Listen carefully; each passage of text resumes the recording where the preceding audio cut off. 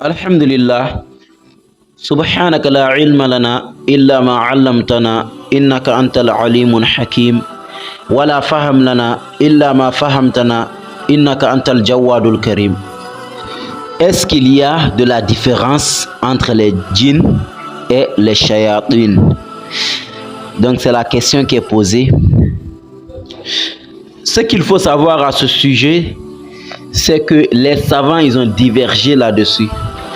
Al-qawlul awwal anna hunaka farqun bayna al-jinni wa bayna al-shayatin.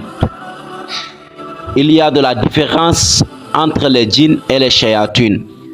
Et ça c'est la première des choses que certains savants ont dit. Les djinns sont des créatures à part et les shayatin sont d'autres créatures à part.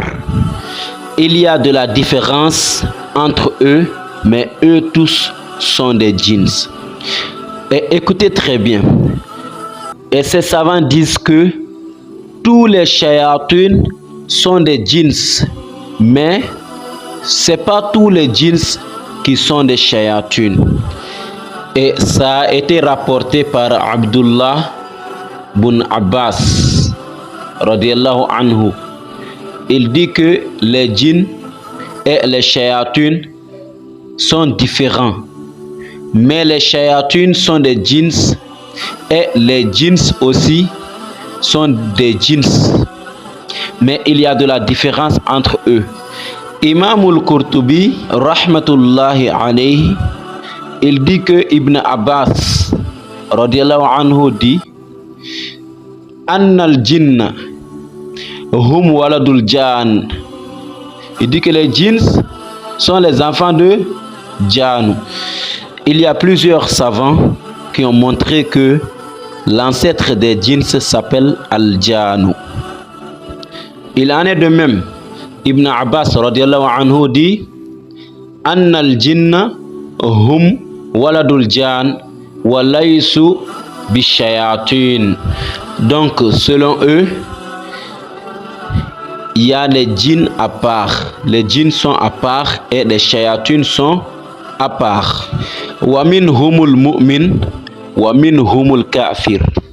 Il y en a parmi eux qui sont des croyants, il y en a parmi eux qui sont des mécréants. Wa shayatin hum waladu iblis.